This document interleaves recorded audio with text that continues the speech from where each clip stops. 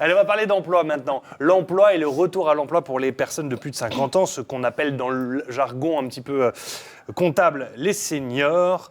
Comment est-ce que les seniors retrouvent un emploi? C'est un petit peu ce qui nous intéresse aujourd'hui. On va en parler avec Corentine Vaillot. Bonjour. Bonjour. Vous êtes directrice de l'agence Pôle emploi d'Arras et vous avez mis en place plusieurs choses au sein même de votre agence pour que les seniors puissent retrouver un emploi. On sait qu'il y a à peu près 20% des personnes qui demandent un emploi qui sont considérées comme des seniors. Vous avez mis en place tout un programme élaboré pour les aider à retrouver un emploi. Oui, tout à fait. Puisqu'on est parti du constat que les demandeurs d'emploi seniors ont plus de difficultés que les autres demandeurs d'emploi à retrouver un emploi. Ils restent en général au chômage. On prend un indicateur de durée au chômage qui est environ de 400 jours pour un demandeur d'emploi lambda et qui passe à 700 jours pour un demandeur d'emploi de senior. Et qui risque donc de devenir chômeur de longue durée. Parce qu'on considère qu'ils sont peut-être moins performants sur une tâche, qu'ils sont moins fiables, Quelle est la raison pour laquelle il y a un tel écart ? Alors, cet écart s'explique à la fois de la part des demandeurs d'emploi seniors qui eux-mêmes se mettent des freins, puisqu'ils entendent autour d'eux dans la société effectivement qu'ils sont trop âgés, qu'ils coûtent trop cher. Et aussi, cet écart peut s'expliquer par la représentation que peuvent avoir les entreprises aussi des seniors, avec à peu près le même type d'argument. Mais quand on creuse un petit peu plus et quand on fait se rencontrer les seniors et les entreprises, ces représentations tombent. Et donc tout le travail que nous avons mené, c'est à la fois de travailler sur l'axe demandeurs d'emploi pour leur redonner confiance en eux, pour leur faire prendre conscience de leurs atouts, les aider évidemment en termes d'accompagnement. Donc on a mis en place des clubs. Les clubs seniors. C'est ce que vous avez mis en place dans cette agence ? Oui. Ça fonctionne comment ? Quel est le concept ? Quel est le principe ? Comment est-ce qu'on peut y adhérer ? Alors, le principe, c'est de monter un groupe d'une dizaine de personnes qui vont se retrouver toute la semaine dans un lieu dédié avec un conseiller de Pôle emploi qui va venir leur donner des informations sur les métiers qu'ils recrutent, sur les offres d'emploi, qui va venir les booster, les coacher en termes de techniques de recherche d'emploi, qui va leur faire rencontrer des entreprises, surtout pour travailler l'entretien d'embauche. Et dans le cadre de ce club qui dure 3 mois, évidemment, des rencontres sont faites et des mises en relation sont faites avec des employeurs. Alors, quelle est l'efficacité concrète de ce que vous avez lancé ? Est-ce que vous êtes capable de le mesurer et de dire si ça fonctionne ? Et en quelle mesure est-ce que toutes les personnes considérées comme seniors peuvent retrouver un emploi grâce à cette formule-là ? Tout à fait. Au sein de votre agence, déjà. Oui, tout à fait. Donc, on a mené sur l'année 2016 et déjà fin 2015 4 clubs seniors de 12 personnes. Et à ce jour, on en a tiré les résultats. Et à ce jour, 65% donc des demandeurs d'emploi qui ont bénéficié de cet accompagnement ont retrouvé un emploi. Et ceux qui ne l'ont pas trouvé, vous êtes en mesure d'expliquer aussi pourquoi, de comprendre aussi que malgré cette démarche-là, ça s'est soldé par un échec ? Oui, alors pour certains d'entre eux ont pris conscience peut-être qu'eux-mêmes ne souhaitaient pas retrouver d'emploi, des personnes qui étaient très proches de l'âge de la retraite, et donc qui ont effectivement fait le choix plutôt d'ouvrir leur droit à retraite. D'autres aussi envisagent, et ça c'est aussi une autre perspective qui peut être intéressante, de créer ou de reprendre une entreprise, ce qui prend un petit peu plus de temps. L'autre axe sur lequel vous travaillez, c'est ce que vous appelez l'expérience avec un E majuscule, un atout pour l'entreprise. Ce sont pareil, un peu sous forme d'atelier, c'est ça ?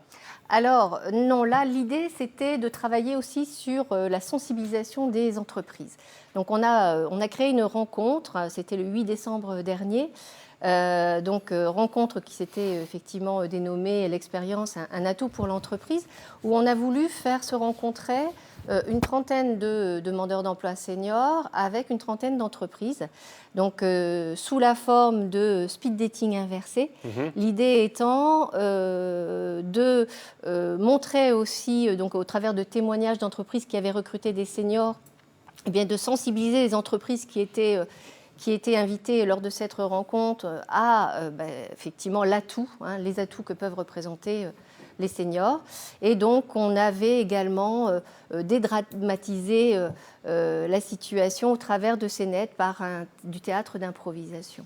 Ah oui, c'est vraiment une mise en situation. Vous parlez de speed dating, on rappelle ce que c'est une espèce d'entretien express. Très court, oui. Où les demandeurs d'emploi vont devant différents recruteurs pour donner le meilleur en 3 minutes. Alors, si ce n'est que c'était inversé, alors puisque là, voilà, là, c'est l'inverse du coup. c'était inversé puisque c'était les employeurs qui allaient vers les demandeurs d'emploi et pour lesquels nous avions aussi mis en place des CV vidéo, puisque l'idée aussi, c'était de montrer que les seniors aussi manient aussi l'offre digitale ou les services un petit peu plus, alors, haut de gamme. On rappelle que les demandeurs d'emploi considérés comme seniors sont âgés de plus de 50 ans. Est-ce que vous êtes capable de dire, est-ce que c'est de qui vient la faute, entre guillemets? Est-ce que c'est eux qui ont du mal à trouver un job ou est-ce que c'est les entreprises qui ont du mal à recruter des personnes seniors? Est-ce qu'il y a un équilibre? Est-ce qu'il y a un responsable, on va dire? C'est un peu les deux. Ouais. C'est un peu les deux. Les seniors, alors on va dire le senior type, le profil type du senior, c'est souvent un homme ouvrier qualifié, qui a une mono-expérience dans une entreprise qui est peut-être un peu en perte de vitesse, donc il a dû travailler sur une reconversion. Et cette reconversion, c'est beaucoup plus difficile parce que ça amène à faire le deuil de son précédent emploi, ça demande à se former, à découvrir d'autres secteurs d'activité, avec peut-être parfois aussi un travail qui a été pénible. Et donc, voilà. Donc cette image-là fait que certains seniors se mettent eux-mêmes le frein en se disant « je suis trop âgé ». Ou je vais avoir du mal à m'intégrer dans une équipe de jeunes, etc. En se disant, j'ai plus que 5-6 ans à faire en plus. Donc tout à fait. Or ça tombe, puisque aujourd'hui, quelqu'un qui a 50-55 ans a encore devant lui 10-15 ans avant de pouvoir... Si on considère que c'est à partir de 50 ans, mais une personne qui est à 57-58 ans... Eh bien, aujourd'hui, il a peut-être une petite dizaine d'années, 5, 6, 10 ans, et quelle entreprise aujourd'hui peut être certaine qu'elle va recruter quelqu'un pendant 10 ans. Là, vous êtes avec nous parce que vous êtes donc directrice de l'agence Pôle emploi d'Arras, mais est-ce que cette expérience-là que vous êtes en train de mener peut se développer dans toutes les agences Pôle emploi? Oui, bien entendu, d'autant que la problématique est la même dans toute la région Hauts-de-France et même en France, puisque cette proportion que vous évoquiez de 20% de la demande d'emploi qui est représentée par les demandeurs d'emploi seniors, elle est également en augmentation. C'est criant sur l'ensemble de la région, puisqu'elle augmente de 2%, voire de 4% si on prend la demande d'emploi générale. Donc c'est un problème sur lequel vont devoir se pencher toutes les autres agences et Pôle emploi de manière générale. Toutes les informations sur le site internet? Oui, tout à fait. Sur www.pôleemploi.fr. Avec l'agence d'Arras qui peut figurer si on la cherche et toutes les informations par téléphone ou directement en allant à l'agence d'Arras. Vous rencontrez, pas vous personnellement, mais vous et vos conseillers. Mais pourquoi pas. Merci beaucoup d'être venu jusqu'à nous. Je vous rappelle qu'on est dans les Hauts-de-France, c'est pour ça aussi que du coup, voilà, on a parlé d'Arras alors que ce n'est pas forcément dans notre ex-Picardie. Voilà. Merci beaucoup.